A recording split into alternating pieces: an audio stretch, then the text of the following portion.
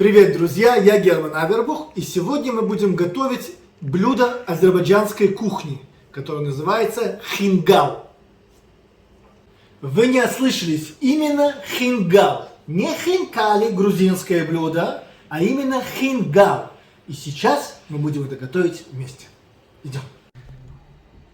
Помогать мне сегодня, как всегда, будет Али. Вот. Значит так, для того, чтобы приготовить хингал, нам нужно обязательно выбрать хорошую муку. Муку я выбрал для макаронных изделий специально, она из более твердых сортов пшеницы. Вот. Давай, Тали, высыпай 1 килограмм муки.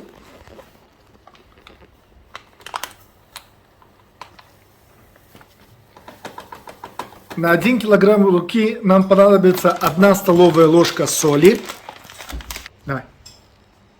Соль. Закрывай.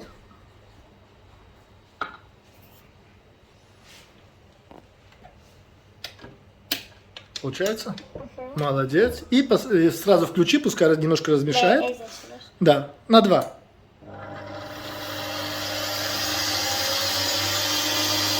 Размешаем, чтобы мука сразу размешалась с солью.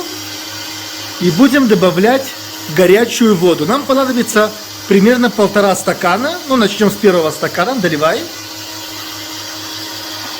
Да, аккуратно.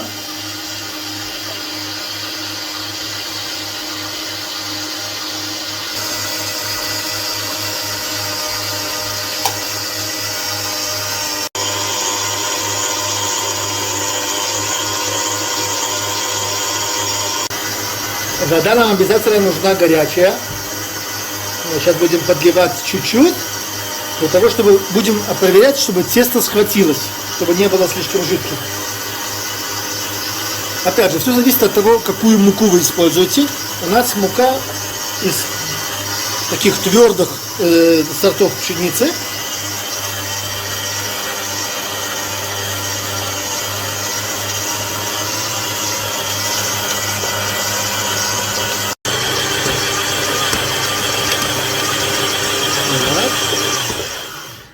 Смотрим. Опа. Так. Посмотрим, что у нас тут получилось. Смотрите, какое тесто у нас. Тесто мягенькое и не прилипает. Вот так вот.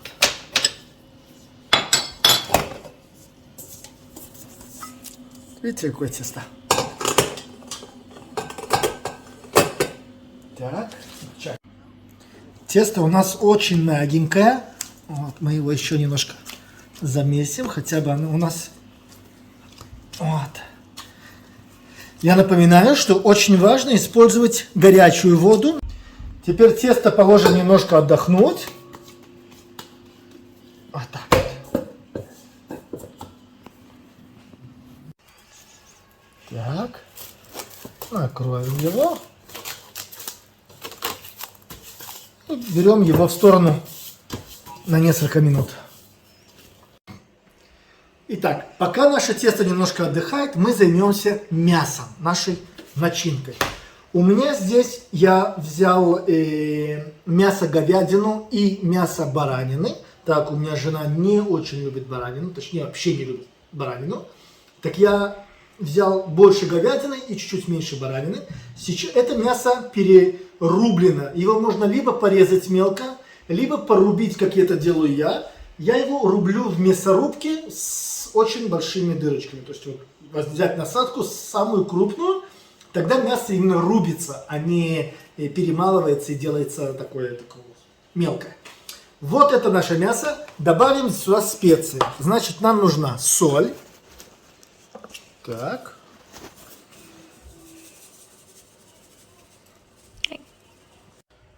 Нам нужен черный молотый душистый перец. Нам обязательно нужен камун. Камун, кумин, перетертая зира. Это можно давать в больших количествах. Вот. И я еще хочу добавить 2 травы. Я буду использовать сухие травы. Это мята и базиликум, рехан. Вот. Вообще азербайджанская кухня почти не обходится без этих трав. Поэтому все, все, где есть мясо, будет хорошо, если добавить мяту и добавить рейхан, базилику. Так, теперь мы это все замешаем. Опять же, перемешивать я буду, вот видите, как аккуратно, так, чтобы оно не превратилось в котлеты, потому что я хочу, чтобы мясо было именно кусочками. Фарш мы будем обжаривать на сковородке. Вот так вот замешиваем его аккуратно.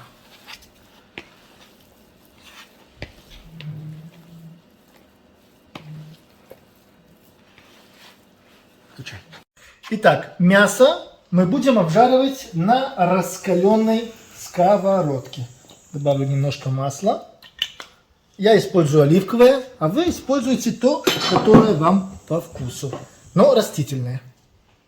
Для того, чтобы мясо у нас не варилось, а именно жарилось, нам нужно, чтобы сковородка была хорошо прогрета. И мясо мы будем класть понемножку, чтобы оно не охладило наше масло. И мясо не стало вариться, а именно прожаривалось.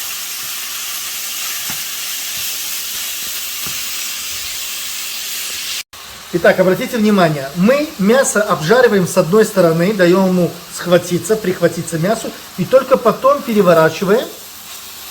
Так что, опять же, поворачиваем аккуратно. Мы не хотим, чтобы у нас получилась каша. Нам нужно, чтобы мясо было такими зернышками такими. Итак, обратите внимание, первая порция у нас готовая. Вот видите, какой у нас получился фарш? Такими шариками маленькими. И не получилась кашка. Вот. Первая порция у нас готова. Сейчас мы ее высыпем и будем делать следующую порцию. Итак, последняя наша партия готова. Здесь тоже, вот видите, у нас получилось всего в три партии. Вот. Зато вот такой вот горошек у нас получился. Вот. Так, мясо мы откладываем в сторону, оно нам сейчас не нужно. И вернемся к тесту. Итак, друзья, я хочу маленькую пометку дать. Вы, наверное, обратили внимание на то, что фарш мяса я обжаривал без лука. Вот. Можно с луком даже добавить свой вкус. Я лук не добавил, потому что сегодня у меня особенные гости, которые лук, кто-то из гостей лук не едят. Поэтому я сделал мясо без лука. Но в принципе можно порубать мелко лук и обжарить вместе с фаршем. Это, как говорится, на ваше усмотрение. А мы возвращаемся к тесту. Обратите внимание, тесто у нас, несмотря на то, что оно без дрожжей, и оно, в принципе, не должно подниматься, но оно у нас отдохнуло. Так, окей. Тесто вытаскиваем. Видите, какое чистенькое у нас тесто. Вот. Поделим его на кусочки. Я думаю, на 3 кусочка мы его поделим. Думаю, это нам будет достаточно. Так. Это мы обратно положим отдыхать. Вот так вот. Вот. И это тоже. Вот так вот.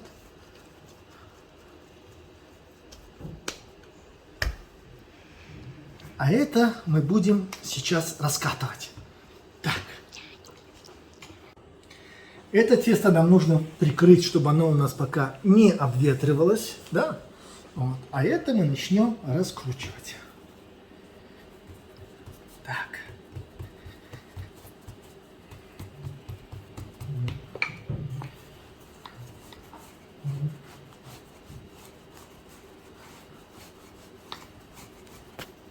Обратите внимание, мы тесто раскатываем так, чтобы оно было примерно 2-3 мм толщиной. Okay? Не больше, оно не должно быть просматриваться, но не должно быть слишком толстым.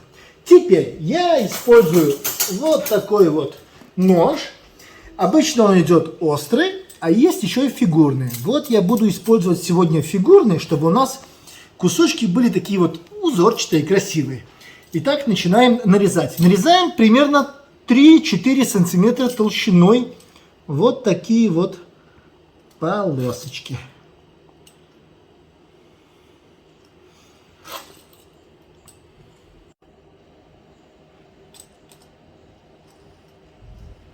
Молодец. Старайся ровнее. Старайся ровно, не спеши, не спеши.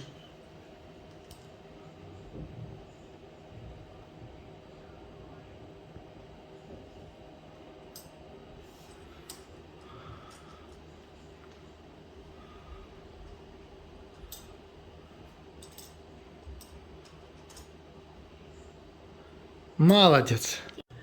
Теперь будем резать их вот так вот наискосок.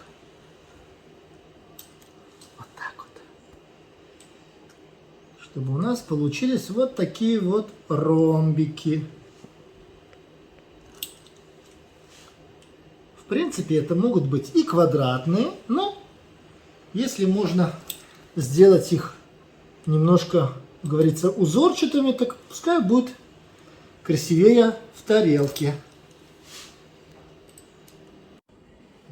Теперь нам нужен вот такой вот поднос. Ну, если у вас другой, можете воспользоваться тем, что у вас есть.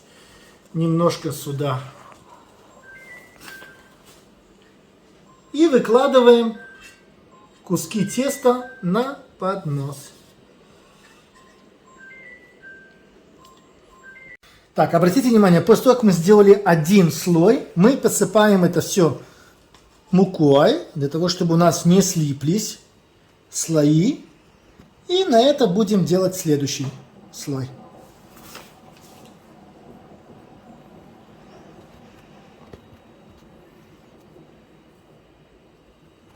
Вот так вот.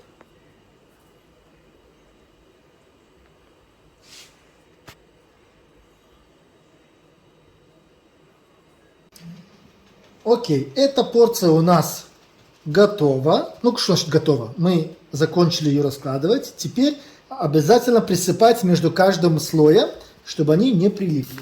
Теперь мы откладываем это в сторону и тем же макаром то же самое делаем с двумя остальными кусками.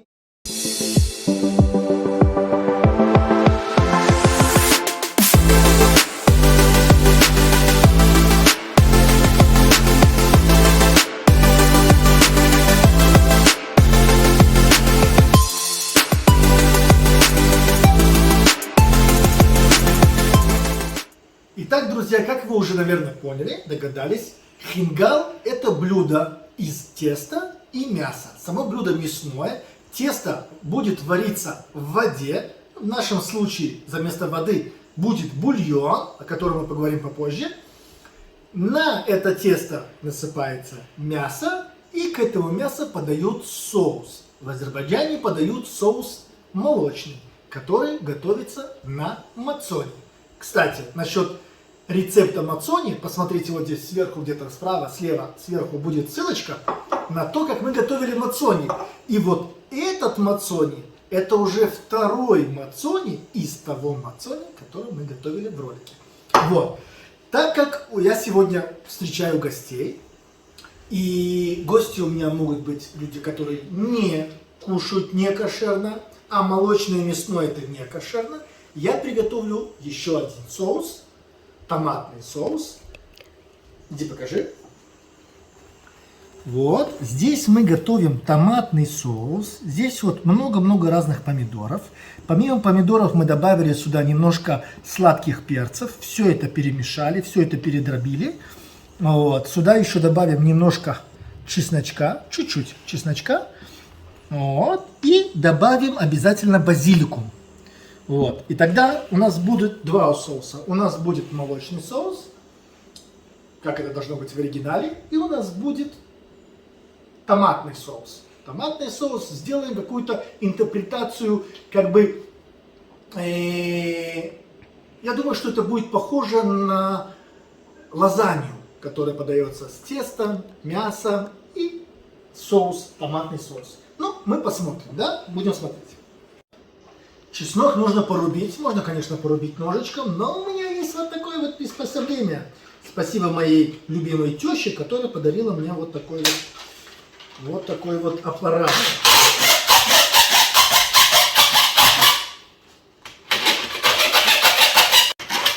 Вот, давайте посмотрим, что у нас здесь происходит. Вот такой вот порубленный чесночок у нас получается. Вот так вот.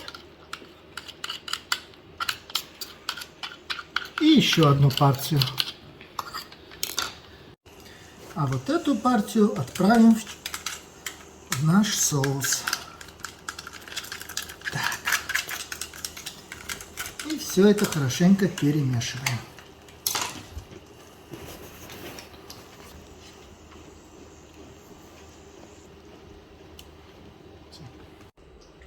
Проверяем наше мацони. Обратите внимание, я открываю первый раз вместе с вами. Вот какое. Вот.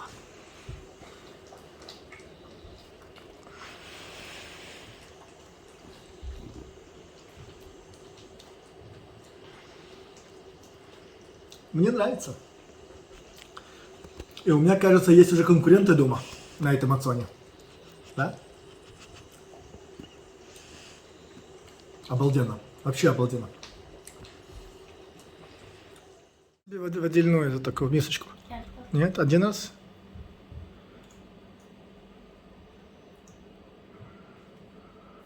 Вкусно.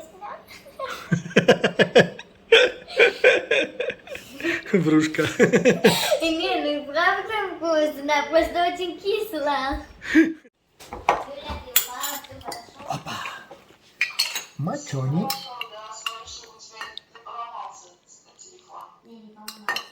И еще мацони. Смотри, какой мацони у нас. Ай, какой у нас мацони. И еще мацони. И еще. Вот так вот. Это будет у нас с чесночком.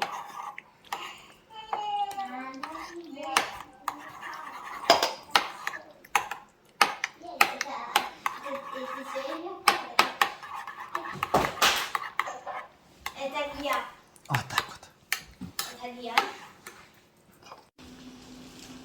Итак, друзья, пришло время открыть наш волшебный котелок. Вот в этом котелке готовился бульон. Готовился он 1,5 часа на костях из баранины. Вот. Немножко лука репчатого, немножко сельдерея, чтобы бульончик был вкуснее, и немножко разных специй. Вот. Теперь мы этот бульон будем заливать в кастрюлю, и на этом бульоне будем варить хингал, наше тесто. Так. Я лью специально через сито, для того, чтобы кусочки мяса, кусочки костного мозга не попали в бульон.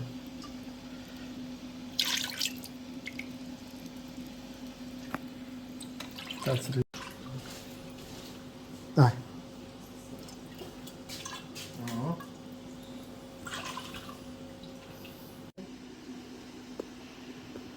Я думаю, что столько нам будет достаточно. Вот. Теперь мы этот бульон подогреем, доведем его до почти кипения и начнем варить там наше тесто. Итак, наш бульон бурлит, и наша первая партия идет вовнутрь.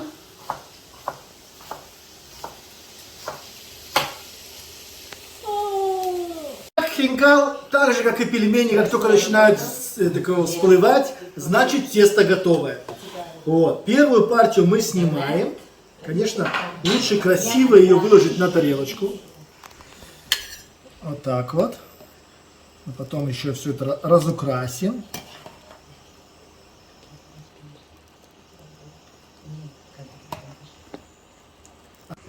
Вот. Вообще хинкал, после оно готовое вытаскивается из воды, то его обмазывают сливочным маслом и сверху подают мясо.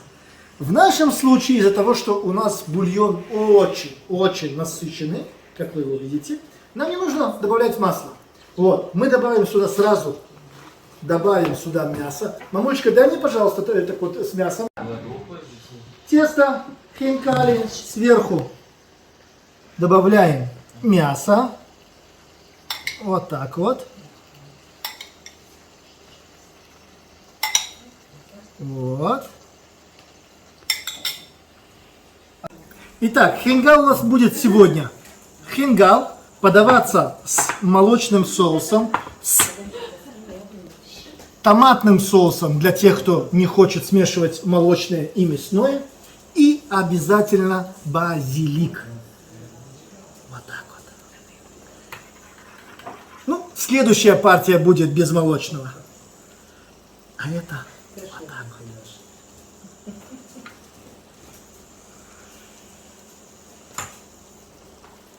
Друзья, приятного аппетита! Этот ролик участвует в конкурсе у Сталика Ханкишеева.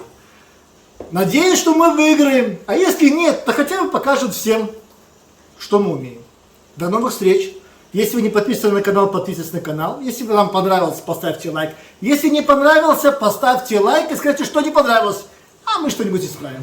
Все, до новых встреч! Всего хорошего!